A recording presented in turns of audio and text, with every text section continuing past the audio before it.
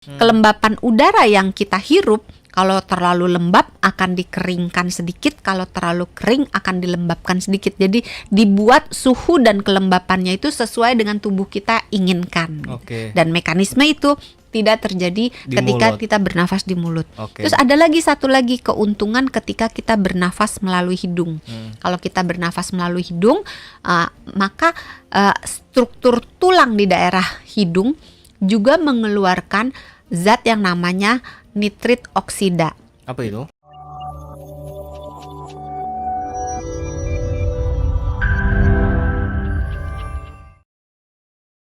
Emang apa sih hubungannya, Dok, bernapas lewat hidung atau mulut itu bisa mempengaruhi jadi ke kualitas tidur? Nah gini, kalau kita bernafas lewat hidung, udara yang masuk itu disaring dulu, nggak langsung pluk dilempar ke paru, sama ini ya, si bulu hidung. Sama bulu hidung dan sama selaput lendir yang ada di hidung. Makanya kalau kita pegang bagian dalam hidung kita tuh kerasa kayak ada lembab-lembab gitu, bukan di bagian kalau kita kayak mau ngupil gitu ya. Aduh, nggak bisa nunjukin ngupil lagi. Kayak mau ngupil gitu, bagian dalam rongga hidung kita itu kayak lembab-lembab. Nah, itu sebenarnya ada selaput lendirnya. Nah, selaput lendir itu bukan dibuat begitu aja biar jadi upil, enggak.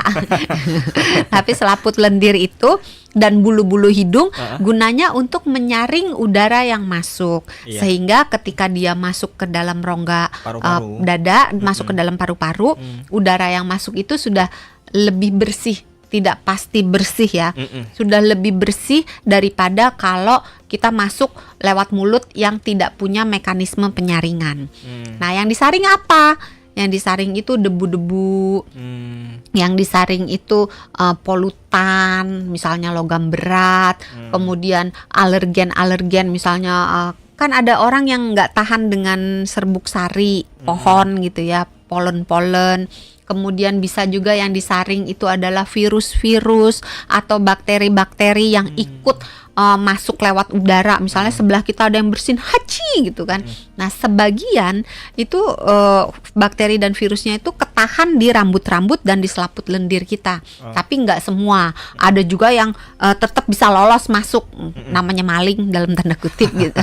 Kalau dia ukurannya sangat kecil, itu dia bisa masuk juga ke dalam rongga paru-paru gitu ya. Nah, di mulut tidak ada mekanisme penyaringan itu karena mulut kan nggak ada bulunya. Serem juga kalau mulut ada bulunya. Iya.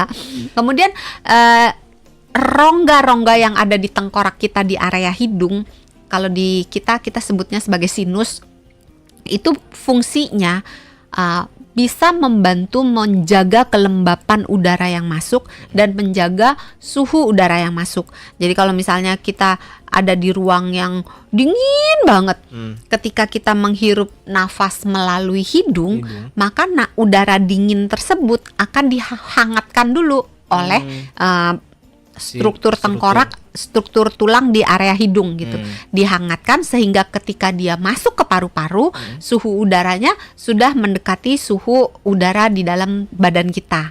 Atau kelembapannya juga begitu, kelembapan udara yang kita hirup kalau terlalu lembab akan dikeringkan sedikit, kalau terlalu kering akan dilembabkan sedikit. Jadi dibuat suhu dan kelembapannya itu sesuai dengan tubuh kita inginkan. Dan mekanisme itu tidak terjadi ketika kita bernafas di mulut. Terus ada lagi satu lagi keuntungan ketika kita bernafas melalui hidung. Kalau kita bernafas melalui hidung, maka struktur tulang di daerah hidung juga mengeluarkan zat yang namanya nitrit oksida. Apa itu? Ini zat yang bisa membantu membuka pembuluh darah sehingga membuat proses pertukaran oksigen menjadi lebih baik. Terus karena dia tugasnya dia bisa berfungsi untuk membantu merilekskan pembuluh darah.